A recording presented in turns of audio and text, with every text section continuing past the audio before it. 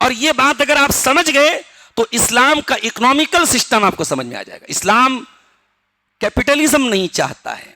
اسلام یہ نہیں چاہتا کہ دولت چند لوگوں کے ہاتھ میں رہے, امیر امیر ہوتا چلا جائے, غریب غریب ہوتا چلا جائے. یہ اسلام کا کانسیپٹ یہ نہیں. فرمایا کَإِ لَا يَكُونَ دُولَةً بَيْنَ الْأَغْنِيَاءِ مِنْكُمْ. اے میرے بندو, اسلام میں جو زکوٰۃ کا سسٹم ہے, جو صدقہ خیرات کا سسٹم ہے, اسلام میں جو وراثت کا سسٹم ہے, یہ سارا سسٹم کیوں بنایا گیا؟ تاکہ دولت چند امیروں کے بیچ میں گھومتی نہ رہے, چند امیروں کے ہاتھ میں نہ رہے. یہ ہے کیپٹلزم کے خلاف قرآن کریم کی یہ آیت سب سے بڑی دلیل ہے. آج پوری دنیا کیوں پریشان ہے؟ آج ہمارا ملک کیوں پریشان ہے؟ پورے ملک کی اگر آپ پوری اکانومی کو دیکھ کے چند لوگ پورا ملک چلا رہے ہیں. چند لوگوں کے پاس اتنی دولت ہے کہ جس کی کوئی حد نہیں ہے, اور ملک کا ایک بڑا طبقہ ایسا ہے جو بیچارہ غربت میں زندگی گزار رہا ہے, جو کہیں گیس کے سلنڈر کے لیے دھکے کھا رہا ہے, کہیں بینک میں نوٹ بندی کے ٹائم پیسے کے لیے دھکے کھا رہا ہے. اس کی زندگی میں, اس کے مقدر میں صرف دھکے کھانا ہے. اسلام کیپٹلزم کے خلاف ہے. اسلام چاہتا ہے کہ دولت حقداروں تک پہنچے, چند لوگوں کے ہاتھ میں نہ رہے. اس کے بعد اللہ نے ایک بڑی پیاری بات فرمائی. فرمایا وَمَا آتَاكُمُ الرَّسُولُ فَخُذُوهُ وَمَا نَهَاكُمْ عَنْهُ فَانْتَهُوا. میرا رسول تم کو جو دے دے لے لو, میرا رسول جس سے منع کر دے باز آ جاؤ. یہی اصول ہے شریعت کا. اتھارٹی اگر یہ کسی کو ملی ہے تو اللہ کے پیارے نبی کو ملی ہے, کسی پیر کو نہیں ملی, کسی فقیر کو نہیں ملی, کسی امام کو نہیں ملی. او لوگو, تم نے نہ جانے یہ اتھارٹی کس کو دے ڈالی ہے. ہمارے پیر صاحب نے جو کہہ دیا پتھر کی لکیر ہے, ہمارے امام صاحب نے جو کہہ دیا پتھر کی لکیر ہے, ہم تو فلانے کی تقلید کرتے, ہم تو فلانے کو مانتے ہیں. تمام طریقے کی تقلید کے اوپر اور تمام طریقے کی پیر پرستی کے اوپر قرآن کریم کی آیت چوٹ کرتی ہے, اور قرآن کی آیت کہتی ہے اگر یہ اتھارٹی کسی کو حاصل ہے وَمَا آتَاكُمُ الرَّسُولُ فَخُذُوهُ وَمَا نَهَاكُمْ عَنْهُ فَانْتَهُوا. میرا نبی تم کو جو دے دے لے لو, میرا نبی تم کو جس سے منع کر دے رک جاؤ. یہ اتھارٹی اس کائنات میں صرف اور صرف جناب محمد رسول اللہ صلی اللہ علیہ وسلم کو حاصل ہے.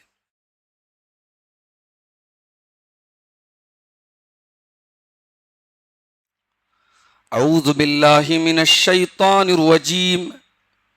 بسم اللہ الرحمن الرحیم. قد سمع اللہ قول التی تجادلک فی زوجها وتشتکی الی اللہ واللہ یسمع تحاورکما ان اللہ سمیع بصیر. محترم حضرات, رمضان کی آج 26ویں رات ہے, اور آج کی رات کو اگر شامل کر لیا جائے تو بس اب 4 راتوں کا مہمان ہے رمضان. قرآن کریم کی تفسیر کا جو سلسلہ ہم نے پہلے رمضان سے شروع کیا تھا وہ بھی اب اپنے آخری پڑاؤ پر پہنچ چکا ہے. کل میں نے 27ویں پارے کی کچھ آیتوں کی تفسیر آپ کے سامنے پیش کی تھی. آج ہم انشاءاللہ 28ویں اور 29ویں پارے کی تفسیر آپ کے سامنے, منتخب آیتوں کی تفسیر آپ کے سامنے پیش کریں گے. 28ویں پارے کی جو پہلی آیت ہے, اس میں اللہ تعالیٰ نے ایک عورت کی فریاد کو سننے کا ذکر کیا ہے. نبی اکرم کے دور میں ایک عورت تھی, اس عورت کا نام تھا خولہ بنت ثعلبہ. عرب میں کیا ہوتا تھا کہ کبھی کبھی شوہر جو ہے بیوی کو بہت زیادہ جب غصہ ہوتا تھا تو کہہ دیتا تھا انت علی کظہر امی, کہ تو میرے لیے ویسی ہے جیسے میری ماں کی پیٹھ ہے. تو یہ بہت ہی سخت جملہ مانا جاتا تھا, اور ایسا مانا جاتا تھا کہ اگر کسی نے اپنی بیوی کو ایسا بول دیا کہ تو میرے لیے ویسی ہے جیسے میری ماں کی پیٹھ ہے, تو وہ بیوی حقیقت میں ماں کا درجہ ہو جاتا تھا, یعنی حرام ہو جاتی تھی شوہر کے اوپر. اب حضرت خولہ رضی اللہ تعالیٰ عنہ جو تھیں, یہ ادھیڑ عورت, ادھیڑ عمر کی خاتون تھی, لگ بھگ بٹوین 40 اینڈ 50 کہہ لیجئے، کئی بچے تھے ان کے، اور شوہر نے غصے میں زہار کر دیا اور کہہ دیا کہ تو میرے لیے ویسی ہے جیسی میری ماں کی پیٹھ ہے۔ اب حضرت خولا اللہ کے رسول کے پاس آئی، اے اللہ کے رسول، میرے ساتھ بڑا تکلیف دہ معاملہ ہو گیا ہے، شوہر میری جوانی میں مجھ سے فائدہ اٹھاتا رہا، اور آج جب میں اس ایج کو پہنچ گئی، میرے کئی بچے ہیں، میری تندرستی ختم ہو گئی، میرا جسم کمزور ہو گیا، میں جوانی کی دہلیز کراس کر گئی، اب شوہر مجھ سے زہار کر رہا ہے، کہہ رہا ہے تو میرے لیے ویسی ہے جیسے میری ماں کی پیٹھ ہے، میں کہاں جاؤں گی؟ شوہر کے ساتھ رہ نہیں سکتی، شوہر سے دور جاتی ہوں، چھوٹے چھوٹے بچے، کہاں جاؤں گی؟ کون مجھ سے شادی کرے گا؟ اے اللہ کے رسول کوئی سولوشن بتائیے۔ اللہ کے رسول صلی اللہ علیہ وسلم نے پوری بات سننے کے بعد کہا کہ میرے پاس کوئی سولوشن نہیں ہے، اسلام نے اس معاملے میں کوئی نیا رول جاری نہیں کیا ہے، جو دور جاہلیت سے جو رول چلا آ رہا ہے، اگر کوئی شوہر اپنی بیوی سے زہار کرتا ہے تو حقیقت میں وہ بیوی حرام ہو جاتی ہے، تم اپنے شوہر کے اوپر حرام ہو گئی۔ یہ گڑ گڑا رہی ہیں، یہ گریہ وزاری کر رہی ہیں، رو رہی ہیں، اللہ کے رسول نے کہا کہ میں کچھ نہیں کر سکتا، دروازہ بند کر دیا آپ نے۔ اب وہ عورت گھر آتی ہے، اچھا اللہ کے رسول کے پاس جانے کے پہلے صحابہ کرام کے پاس بھی وہ اپنا مسئلہ لے کے گئی، سارے صحابہ نے کہا کہ ہم جہاں تک جانتے ہیں دین کے بارے میں، تمہارے مسئلے کا کوئی حل ہمارے پاس نہیں۔ سارے صحابہ نے جواب دے دیا، نبی نے جواب دے دیا۔ گھر آئی، نماز شروع کی، اور اللہ کی بارگاہ میں سجدے میں گری، اور اللہ سے رو رو کے دعائیں کرنے لگی کہ اللہ اب تو ہی میری فریاد سن سکتا ہے۔ ایک عورت، اور یہ خولا بنت سالمہ کوئی نہ تو نبی کی بیوی ہے، نہ نبی کی بیٹی ہے، کوئی بہت فیمس خاتون بھی نہیں ہے، ایک عام عورت ہے، اس ایک عورت کی فریاد اللہ تبارک و تعالیٰ نے سنی اور قرآن کی آیتیں نازل کر دی، اور نیا رول بنا دیا اللہ نے، اور اللہ نے قانون بنا دیا کہ آئندہ اب اگر کوئی زہار کرے گا بیوی کے ساتھ تو بیوی حرام تو نہیں ہوگی، لیکن کفارہ دینا پڑے گا، اور کفارہ وہی ہے جو روزے کی حالت میں اگر انسان بیوی کے ساتھ اگر صحبت کر لے گا تو وہاں بھی سیم یہی کفارہ ہے۔ کیا کفارہ ہے؟ 60 دن کنٹینیو روزہ رکھو، یا پھر 60 مسکینوں کو کھانا کھلاؤ، یہ اس کا کفارہ ہے۔ اور جب اللہ نے آیتیں نازل کی تو شروعات کس سے کی؟ قد سمع اللہ قول التی تجادلک فی زوجہا وتشتکی الی اللہ، اللہ تبارک و تعالیٰ نے اس عورت کی فریاد کو سن لیا، اے نبی، جو آپ کے پاس آ کے جھگڑا کر رہی تھی، واللہ یسمع تحاورکما، اور اللہ تعالیٰ آپ دونوں کی گفتگو کو سن رہا تھا، ان اللہ سمیع بصیر، اللہ سب کچھ سننے والا، سب کچھ جاننے والا ہے، سب کچھ دیکھنے والا ہے۔ اما عائشہ فرماتی ہیں تمام تعریفیں اس اللہ کے لیے، الحمدللہ الذی وسع سمعہ الاصوات، تمام تعریفیں اس اللہ کے لیے جو تمام آوازوں کو سنتا ہے۔ کہتی ہے میں اسی گھر کے اندر تھی، میں گھر کے کونے میں تھی، عورت آ کر کے اللہ کے نبی سے جھگڑا کر رہی تھی، بحث کر رہی تھی، میں تو اس عورت کی پوری بات نہیں سن پائی۔ اللہ تعالیٰ جو 7 آسمانوں کے اوپر اپنے عرش پر مستوی ہے، اللہ نے اپنے عرش پر مستوی ہو کر کے اس عورت کی تمام باتوں کو سن لیا اور قرآن کی آیتیں نازل فرما دی۔ حضرت عائشہ کا بھی عقیدہ یہی ہے، اللہ ہر جگہ نہیں ہے، اللہ کی ذات عرش پر ہے، اللہ کا علم، اللہ کی قدرت ہر جگہ، اللہ ساری چیزیں سن رہا ہے، ساری چیزیں دیکھ رہا ہے، مگر اس کی ذات عرش پر ہے۔ تو یہ حضرت خولا کے بارے میں آیت نازل ہوئی۔ اس سے اسلام میں عورت کے مقام کا بھی اندازہ ہوتا ہے کہ ایک عورت کی فریاد پر اللہ تعالیٰ نے شریعت کا حکم بدل دیا اور نیا نظام اور نیا قانون جاری کر دیا۔ اور یہ بھی پتا چلا کہ انسان دنیا میں اگر کسی ایسے موڑ پر پہنچ جائے جب کوئی اس کی نہیں سن رہا ہے تو ایک جگہ ہے جہاں اس کی سنوائی ہو سکتی ہے، اور وہ اللہ کی بارگاہ ہے۔ انسان دنیا میں کتنا بھی مجبور ہو جائے، یہاں آ کر کے اگر انسان اپنا رونا روئے گا تو ضرور اس کی فریاد سنی جائے گی، یہ اللہ کی بارگاہ ہے۔ اور یہ بھی پتا چلا میرے پیارے ساتھیوں کہ اس عورت کے بارے میں جب قرآن کی یہ آیت نازل ہوئی تو صحابہ کرام کی نظر میں اس عورت کی رسپیکٹ بڑھ گئی، اس کی عزت بڑھ گئی. بعد میں حضرت عمر فاروق وغیرہ کے دور میں بوڑھی ہو گئی تھی، وہ چلتی تھی بازاروں میں، حضرت عمر جیسا آدمی ان کو دیکھتا تھا تو احترام سے کھڑا ہو جاتا تھا. وہ بیچ بازار میں اگر کوئی بات کہنے لگتی تھی تو حضرت عمر سر جھکا کے سنتے تھے اور کہتے تھے بھئی یہ کوئی معمولی عورت نہیں ہے، اس عورت کی بات پر تو قرآن کی آیت نازل ہو گئی ہے، میں کیوں نہ اس کی بات کو سنوں. تو یہ حضرت خولہ بنت ثعلبہ رضی اللہ تعالیٰ عنہ.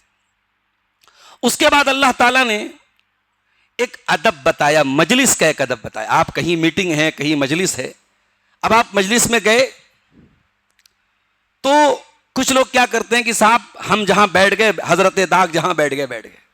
اب کوئی آ رہا ہے، بھائی تھوڑی جگہ دے دو، تھوڑا اسپیس دے دو. نہیں صاحب ہم اسپیس نہیں دیں گے. ہم کیوں اسپیس دیں گے؟ اللہ تعالیٰ نے مجلس کا ایک ادب بتایا. اذا قیل لکم تفسحوا فی المجالس فافسحوا یفسح اللہ لکم. اے ایمان والو، اگر تم سے یہ کہا جائے کہ مجلس میں کشادگی اختیار کرو، تھوڑا کھسک جاؤ، تھوڑی جگہ دے دو تو جگہ دے دیا کرو. یا ایھا الذین آمنوا اذا قیل لکم تفسحوا فی المجالس، جب تم سے یہ کہا جائے مجلسوں کے اندر کی تھوڑی جگہ دے دو، گنجائش دے دو تو گنجائش دے دیا کرو. وَإِذَا فَافْسَحُوا يَفْسَحِ اللَّهُ لَكُمْ، جب تم دوسروں کے لیے گنجائش پیدا کرو گے اللہ تمہارے لیے گنجائش پیدا کرے گا.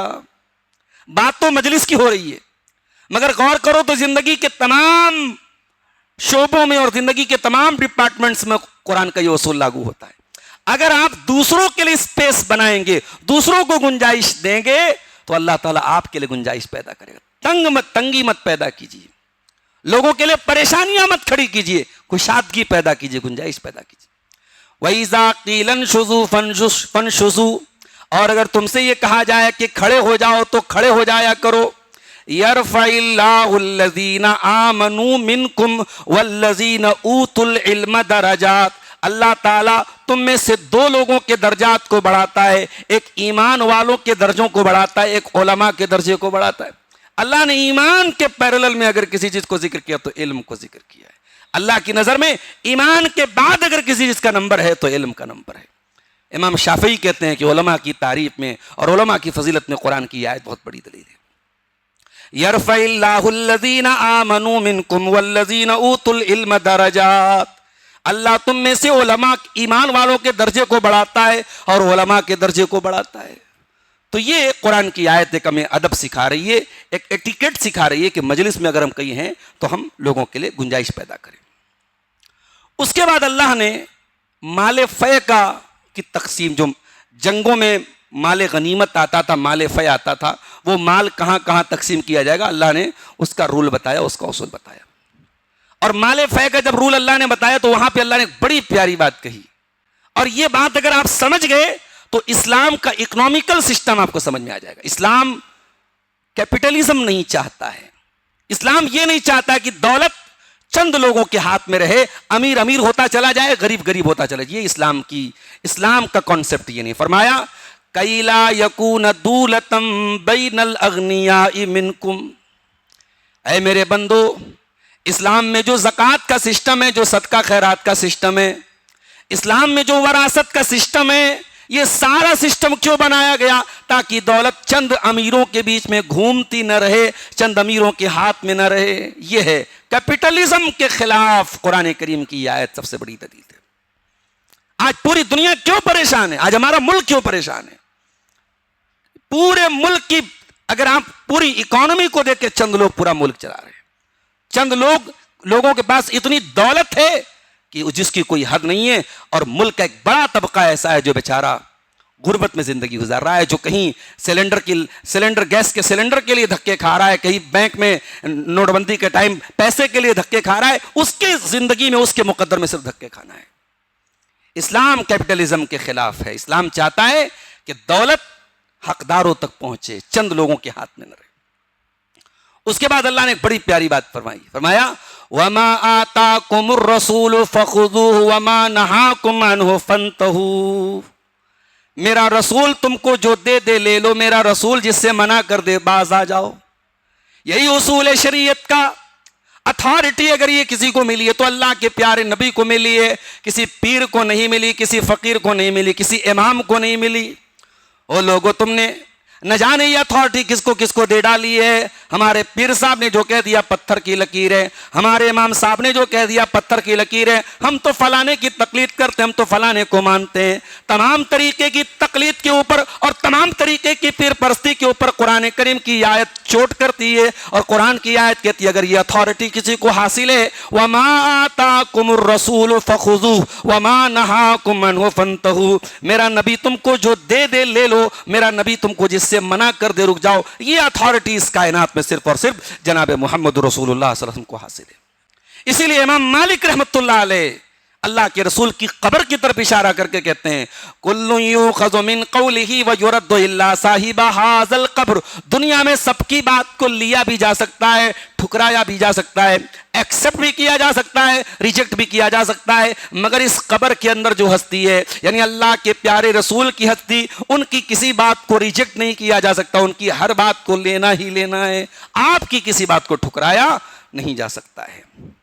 اس کے بعد اللہ تبارک و تعالیٰ نے قیامت کے دن کے بارے میں ایک بڑی پیاری بات ارشاد فرمائی. یا ایھا الذین آمنوا اتقوا اللہ ولتنظر نفس ما قدمت لغد, اے ایمان والو اللہ سے ڈرو, ہر انسان غور کرے کہ اس نے کل کے لیے کیا تیاری کی ہے. یہاں اللہ نے قیامت کو کل کہا ہے, اللہ نے قیامت کو کل کہا ہے, تمہارو آنے والا دن کہا ہے. یعنی انسان اس دنیا میں زندگی گزارے تو ایسا سوچ کر کے گزارے کہ کل ہی قیامت آ سکتی ہے. ہر زندگی کا ہر دن انسان آخری دن سمجھ کر کے گزارے اور غور کرے اگر رات میں موت آ گئی تو اللہ کو کیا حساب دے گا, آج کی رات اگر زندگی کی آخری رات ہوگی تو اللہ کے ہاں کیا لے کے جائے گا. وَلْتَنْظُرْ نَفْسٌ مَّا قَدَّمَتْ لِغَدٍ, اے میرے بندے اگر تیرا انتقال آج ہو گیا اور کل تو اللہ کے پاس چلا گیا, تیرے عمل کی گٹھری کیسی ہوگی, تیرے پاس نیکیاں کتنی ہوں گی اور گناہ کتنے ہوں گے, تو خود اپنا حساب کر لے. غور کرو تو قرآن کی آیت دل کو دہلا دینے والی آیت. اسی لیے امام حسن بصری کہا کرتے تھے یا ابن آدم انما انت ایام, اے آدم کے بیٹے تو حقیقت میں تیری زندگی میں جو ایام ہے, جو دن ہے, وہی تو ہر حقیقت میں تیرا وجود ہے. اگر ایک دن بھی تیری زندگی کا چلا جاتا ہے تو سمجھ لے کہ تیری زندگی کا ایک حصہ چلا جاتا ہے. آپ سمجھ رہے ہیں کہ صاحب 2026 آ گیا, نیا سال آ گیا. پچھلے سال ہم 39 سال کے تھے, آج 40 سال کے ہو گئے, ہم اپنا برتھ ڈے منا رہے ہیں, اینیورسری منا رہے ہیں, فلانا ٹھکانا منا رہے ہیں. کیوں منا رہے ہو بھائی؟ تم اگر کل 40 سال کے تھے آج 41 سال کے ہو گئے تو یہ سیلیبریٹ کرنے کا موقع تھوڑی ہے, یہ کیک کاٹنے کا موقع تھوڑی ہے, یہ تو ایویلویٹ کرنے کا موقع ہے, یہ تو جانچنے کا موقع ہے کہ آپ کی زندگی کی ایک اینٹ اور گر گئی, آپ کے گھر سے قبرستان جانے کا راستہ ایک قدم اور قریب ہو گیا, آپ اپنی موت سے ایک قدم اور قریب ہو گئے, اور آپ صاحب سیلیبریٹ کر رہے ہیں, آپ برتھ ڈے منا رہے ہیں, آپ جو ہے اینیورسری منا رہے ہیں, آپ نیو ایئر سیلیبریٹ کر رہے ہیں. یہ سیلیبریشن کا موقع نہیں, یہ ایویلویشن کا موقع ہے. اس کے بعد اللہ تعالیٰ نے ایمان والوں کو بہت اہم حکم دیا کہ ایک مومن کے اندر یہ چیز نہیں ہونی چاہیے. کیا نہیں ہونا چاہیے؟ یا ایھا الذین آمنوا لم تقولون ما لا تفعلون کبر مقتا عند اللہ ان تقولوا ما لا تفعلون, اے ایمان والو تم وہ بات کیوں کہتے ہو جو کرتے نہیں ہو. اللہ تعالیٰ بہت ناراض ہوتا ہے اس کام سے کہ تم وہ بات کہو جو نہیں کرتے ہو. تمہارے قول و عمل میں, تمہاری بات میں اور تمہارے عمل میں کنٹراڈکشن نہیں ہونا چاہیے, تضاد نہیں ہونا چاہیے. تم جو کہو اس پر عمل کرو. بیٹا, باپ اگر بیٹے سے کہتا ہے بیٹا سچ بولا کرو, اور وہی بیٹا اگر دیکھے گا کہ میرا باپ دن بھر جھوٹ بول رہا ہے, بیٹے کے اوپر کبھی باپ کا اثر نہیں پڑے گا. آج مسئلہ میں آپ کو بتاؤں, میں نے سماج میں دیکھا ہے, آج جو بچوں کے دل سے والدین کا احترام جا رہا ہے, بچے والدین سے دور ہو رہے, کہیں نہ کہیں والدین کی بھی کمیاں ہیں میرے پیارے ساتھیوں.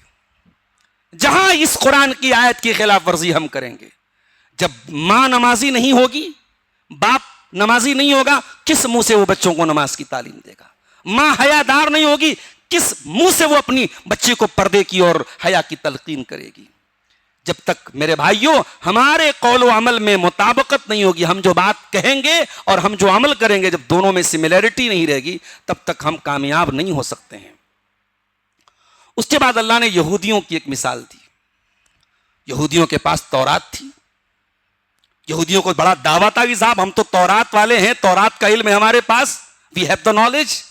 اللہ نے بڑی پیاری مثال دی، فرمایا مثل الذین حملوا التوراۃ ثم لم يحملوها كمثل الحمار. جن کو اللہ تعالیٰ نے تورات کا بوجھ جن کے اوپر ڈالا اور انہوں نے تورات کو نہیں اٹھایا، اللہ نے فرمایا ان کی مثال ایسی ہے کمثل الحمار، جیسے گدھا ہے.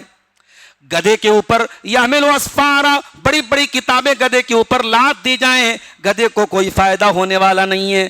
گدھا ان کتابوں سے کوئی فائدہ نہیں اٹھا سکتا ہے، کیونکہ گدھے کی پیٹھ کے اوپر تو کتابیں ہیں مگر گدھے کے پاس ان کتابوں کی کوئی نالج نہیں ہے. اے یہودیو، تم تورات کے علم کا دعویٰ تو کرتے ہو مگر اس کے اوپر تمہارا عمل نہیں ہے، تو تم بھی اسی گدھے کی طرح ہو. تمہاری پیٹھ پر تو تورات ہے مگر تم تورات پر عمل نہیں کرتے ہو. تو بے عمل علماء اور بے عمل قوم کی نشانی ویسی ہی ہے جیسے گدھے کے اوپر اس کی پیٹھ پر کتابیں لاد دی جائیں. اس کا مطلب یہ ہوا کہ اگر علم آپ کے پاس ہے تو علم کی نشانی یہ ہے کہ تقوی آنا چاہیے. اگر علم ہے اور تقوی نہیں ہے تو پھر سمجھو کہ وہ گدھا ہے جس کے اوپر کتابوں کا بوجھ لادا گیا ہے.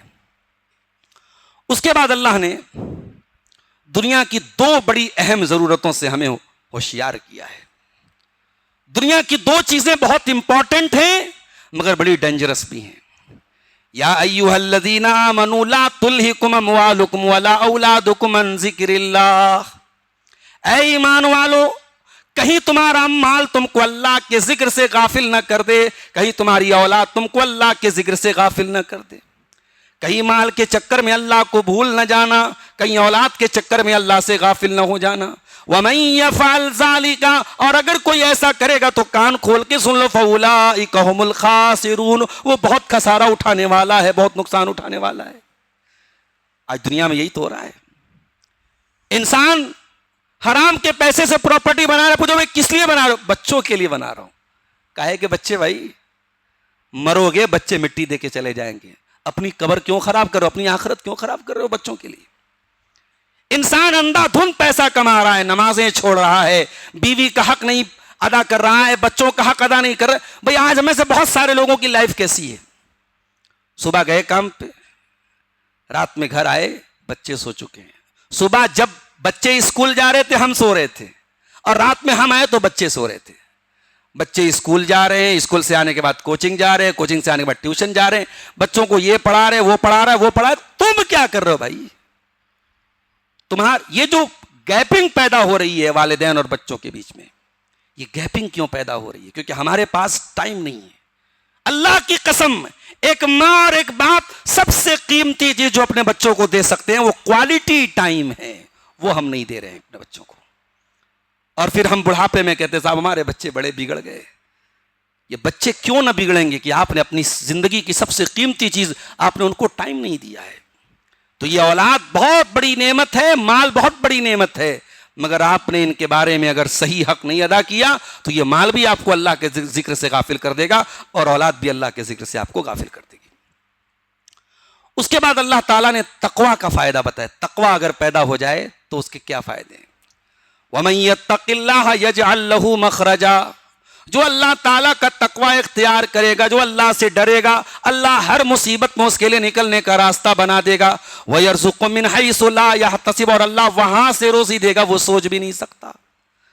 اگر آپ کی زندگی میں تقوی ہے تو آپ کو پریشان ہونے کی ضرورت نہیں. کہیں نہ کہیں سے اللہ تعالیٰ ایسی جگہ سے راستہ نکالے گا کہ آپ تصور نہیں کر سکتے. اور اگر آپ واقعات اٹھا کے دیکھیں، بہت سارے واقعات آپ کو اپنے آس پاس ملیں گے جن لوگوں نے زندگی میں تقوی کو اپنایا، اللہ کا ڈر اپنایا. بظاہر تو لگا کہ ان کا نقصان ہو رہا ہے مگر بعد میں اللہ تعالیٰ نے ایسے طریقے سے ان کو رزق دیا اور روزی دی ہے کہ وہ سوچ بھی نہیں سکتے. اس کے بعد میرے بھائیوں، اللہ تعالیٰ نے 28ویں پارے کے لاسٹ میں ایمان والوں کو ایک چیز کا حکم دیا. یا ایھا الذین آمنوا قوا انفسکم واہلیکم نارا، اے ایمان والو اپنے آپ کو بچاؤ اور اپنے بچوں کو بچاؤ، اپنے پریوار کو بچاؤ جہنم کی آگ سے. وقودھا الناس والحجارہ، جہنم کی آگ LPG گیس سے نہیں جلے گی، کیروسین کے تیل سے نہیں جلے گی.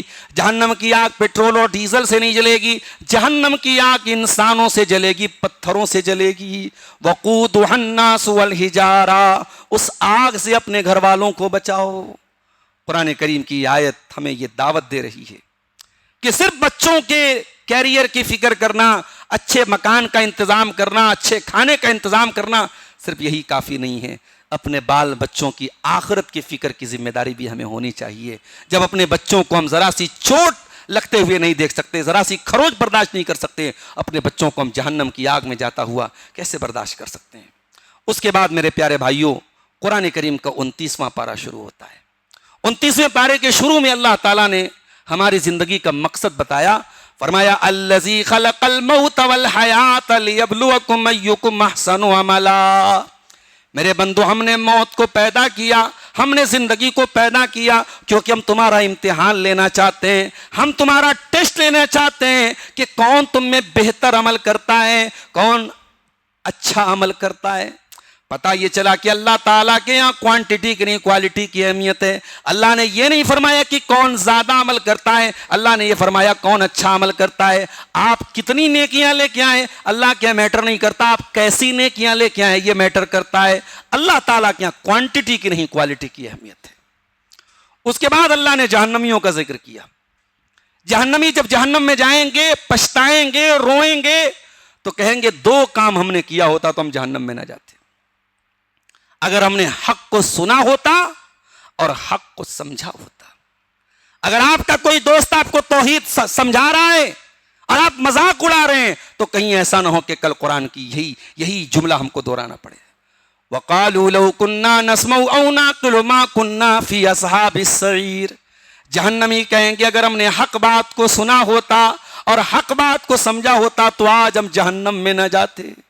آج جہنم کی آگ میں ہم اس لیے جل رہے ہیں کیونکہ دنیا میں ہم نے حق بات کو سنا نہیں اور حق بات پر ہم نے غور نہ کیا.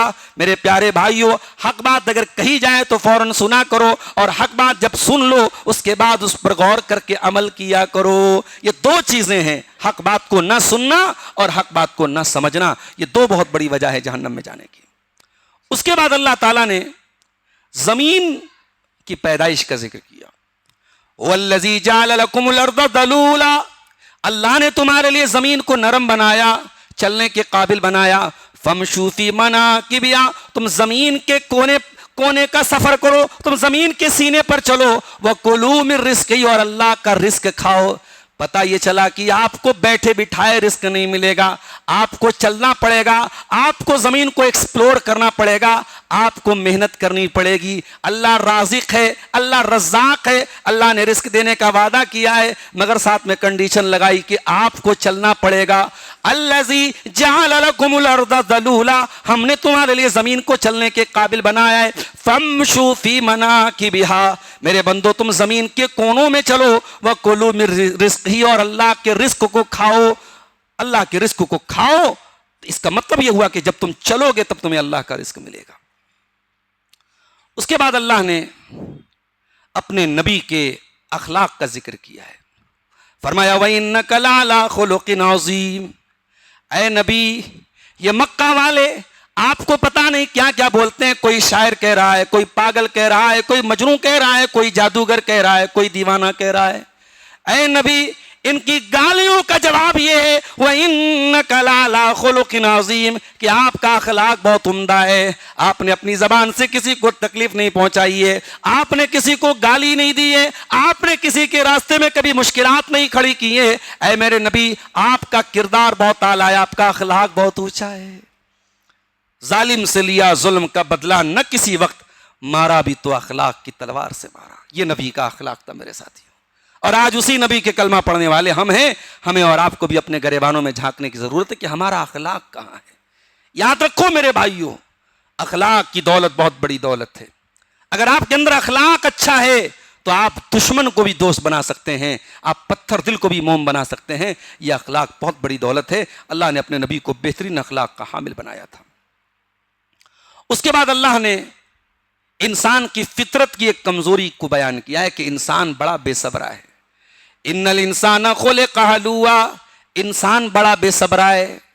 اذا مسہ الشر جزوعا. جب انسان کے اوپر کوئی مصیبت آتی ہے جلدی سے گھبرا جاتا ہے. وَإِذَا مَسَّهُ الْخَيْرُ مَنُوعًا. اور جب انسان کو کوئی نعمت ملتی ہے تو کنجوس بن جاتا ہے، بخیل بن جاتا ہے. انسان مصیبت آتی ہے تو پریشان ہو جاتا ہے، گھبرا جاتا ہے، اور نعمت ملتی ہے تو کنجوس بن جاتا ہے. یہ انسان کی فطرت میں دو کمزوری ہے. اللہ نے فرمایا اگر ان کمزوریوں سے بچنا ہے تو کیا کرنا پڑے گا؟ الا المصلین، نمازی بن جاؤ، نمازی بن جاؤ. جو میرے بندے نمازی ہوتے ہیں وہ ان دونوں کمزوریوں سے پاک ہوتے ہیں. پتہ یہ چلا کہ نماز صرف ایک عبادت نہیں ہے، نماز آپ کی مینٹل اور آپ کی جو ہے آپ کے اخلاقی چینجنگ بھی آپ کے اندر پیدا کرتی ہے، آپ کی ذہنیت کو تبدیل کرتی ہے. اگر آپ واقعی میں نماز کے پابند بن جائیں گے تو نماز آپ کی اخلاق کو بھی سدھارے گی اور آپ کے عمل اور کردار کو بھی سدھارے گی. اس کے بعد اللہ تعالیٰ نے حضرت نوح علیہ السلام کا واقعہ بیان کیا. نوح علیہ السلام اپنی قوم کو دعوت دے رہے ہیں اور اپنی قوم سے کہتے ہیں اللہ سے استغفار کرو. وَقُلْتُ اسْتَغْفِرُوا رَبَّكُمْ إِنَّهُ كَانَ غَفَّارًا. اے میری قوم کے لوگوں، اپنے رب سے تم مغفرت طلب کرو، اپنے رب سے استغفار کرو. انہو کان غفارا، وہ بہت بخشنے والا ہے، بہت معاف کرنے والا ہے. یرسل السماء علیکم مدرارا، جب تم اللہ سے استغفار کرو گے وہ موسلادھار بارش نازل فرمائے گا، بہت بارش ہوگی.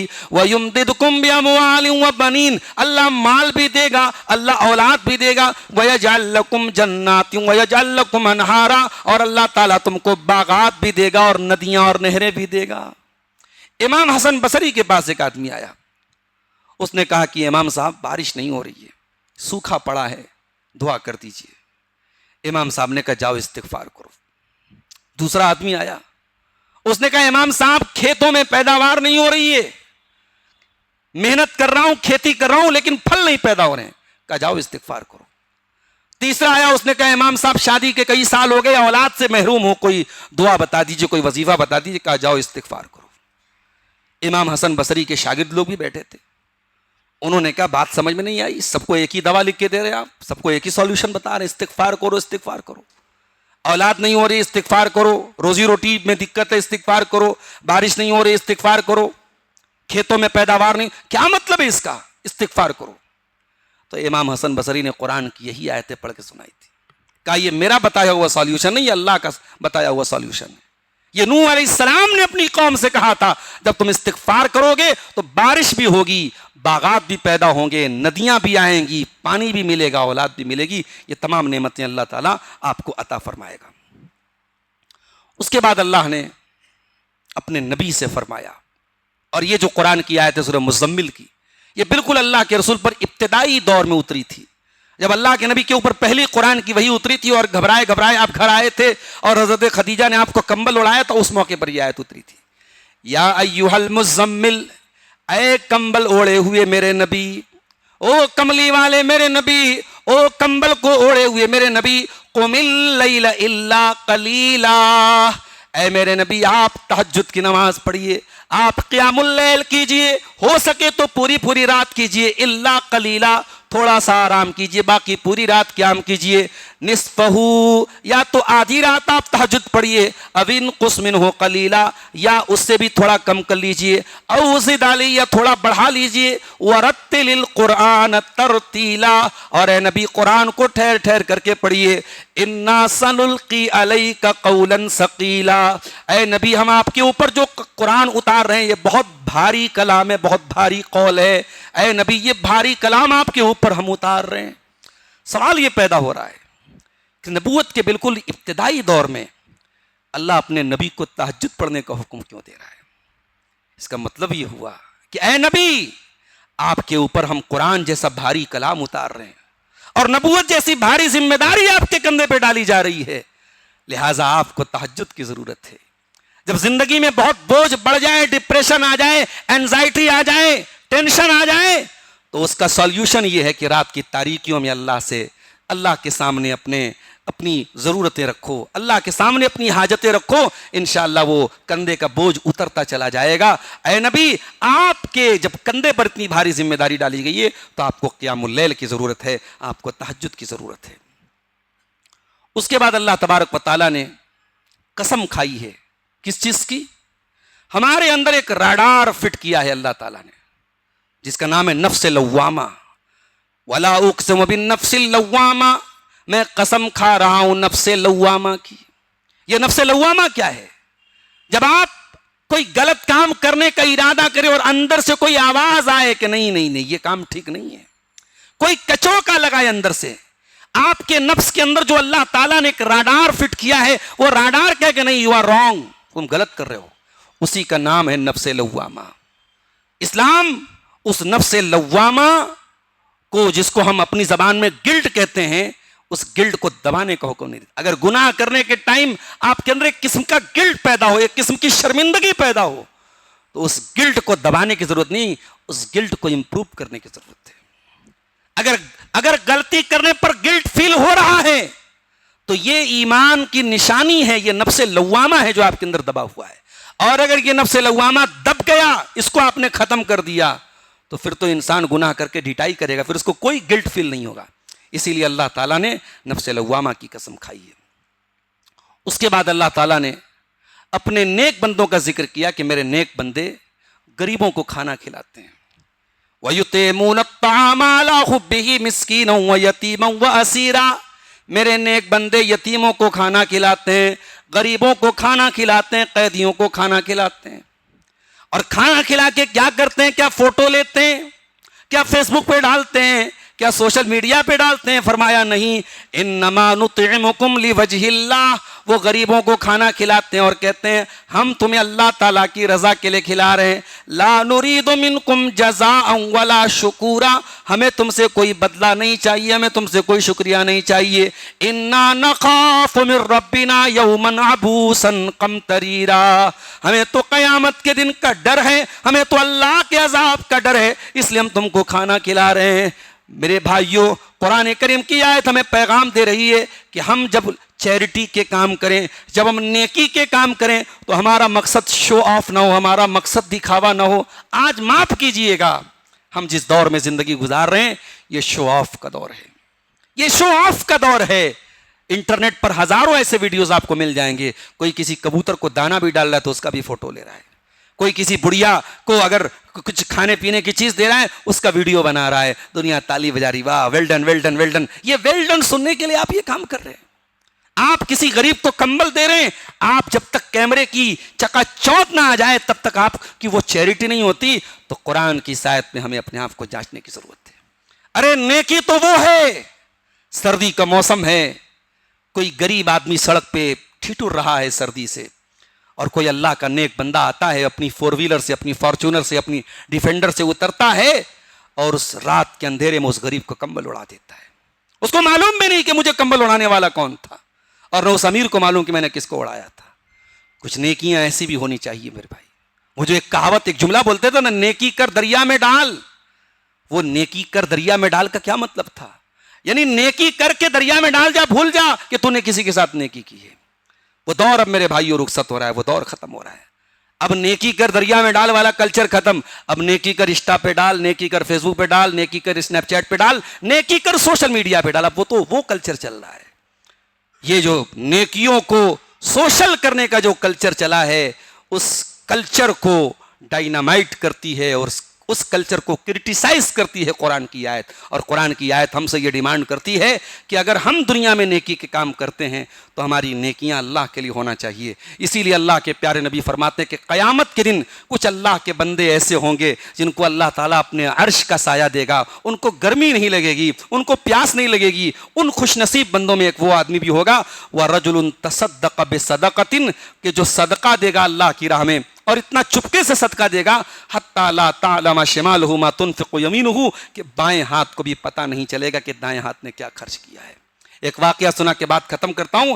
حضرت علی بن حسین رحمۃ اللہ علیہ, جو حضرت حسین رضی اللہ عنہ کے صاحبزادے ہیں اور حضرت علی رضی اللہ تعالیٰ عنہ کے پوتے ہیں, اور اللہ کے رسول کے اہل بیت میں سے ہیں. بڑا اونچا مقام ہے حضرت علی بن حسین کا. ان کا انتقال ہوا, اور ان کے انتقال کے بعد جب ان کو غسل دیا جانے لگا تو غسل دینے والوں نے دیکھا کہ ان کی پیٹھ پر بڑے موٹے موٹے نشان ہیں. ایسا لگ رہا تھا کہ یہ آدمی بڑی محنت کرتا تھا, بڑی بوریاں اٹھاتا تھا, بڑے بوجھ اپنی پیٹھ پہ لاتا تھا. نہلانے والے, غسل دینے والے پریشان ہو گئے کہ بھائی یہ تو بڑے یعنی اللہ کے رسول کے اہل بیت سے ان کا تعلق تھا, بڑے دیندار فیملی سے ان کا تعلق تھا, اور کوئی ایسی محنت کا کام یہ نہیں کرتے تھے, کیوں ان کی پیٹھ پر یہ نشانات کیوں ہیں؟ جب یہ بات پورے شہر میں پھیل گئی, پورے مدینہ میں پھیل گئی, تو مدینہ کے کچھ غریب لوگ آئے اور انہوں نے کہا کہ ہمیں پتہ لگ گیا، ہمیں معلوم ہے کہ یہ علی ابن حسین رحمۃ اللہ علیہ کی پیٹھ پر یہ نشان کیوں ہے۔ کہا کہ مہینے کی جب ابتدائی تاریخیں آتی تھیں، ہم غریبوں کے گھر میں اللہ کا کوئی بندہ پورے مہینے کا راشن لایا کرتا تھا، رات کے اندھیرے میں آتا تھا، ہم سوئے رہتے تھے، ہمارے دروازے پہ لا کے کوئی اناج کی بوریاں رکھ کے چلا جاتا تھا، ہم صبح اٹھتے تھے، پورے مہینے کا انتظام اپنی آنکھوں سے دیکھ لیتے تھے، پوری زندگی گزر گئی، ہمیں پتہ نہ چلا ہم غریبوں کے گھر کا چولہا کون جلانے والا ہے، ہمارے گھروں میں وہ راشن پہنچانے والا کون ہے۔ آج رسول اللہ کے اہل بیت کا یہ گھرانے کا ایک فرد اور حضرت علی کا یہ پوتا اور حضرت حسین رضی اللہ تعالیٰ عنہ کا یہ بیٹا، آج اس کی پیٹھ کے نشانوں نے بتا دیا کہ ان غریبوں کے گھر میں اناج کی بوریاں پہنچانے والا کوئی اور نہیں، وہ رسول اللہ کے اہل بیت کا ایک فرد تھا، وہ یہی علی ابن حسین تھے جو اپنی پیٹھ پہ وہ بورے لاد لاد کے ہمارے گھروں میں لایا کرتے تھے۔ زندگی گزر گئی اور کسی کو اس چیریٹی کے بارے میں، اس نیکی کے بارے میں پتہ نہیں چلا۔ یہ نیکی ہونی چاہیے میرے پیارے ساتھیوں۔ یہ قرآن کریم کے 28ویں اور 29ویں پارے کی چند آیات تھی جن کی تفسیر میں نے آپ کے سامنے پیش کی ہے۔ ہم اللہ سے دعا کرتے ہیں رب العالمین ہمیں قرآن کریم کی ان آیات پہ عمل کرنے کی توفیق عطا فرما، قرآن کریم کو پڑھنے کی، غور کرنے کی، تدبر کرنے کی اور عمل کی ہم سب کو توفیق عطا فرما۔ اللہ ایمان والی زندگی ہم سب کو عطا فرما، جب تک دنیا میں زندہ رہیں اسلام پر زندہ رہیں اور ہمارا خاتمہ ایمان پر ہو، آمین۔ وآخر دعوانا ان الحمد للہ رب العالمین، والسلام علیکم ورحمۃ اللہ وبرکاتہ۔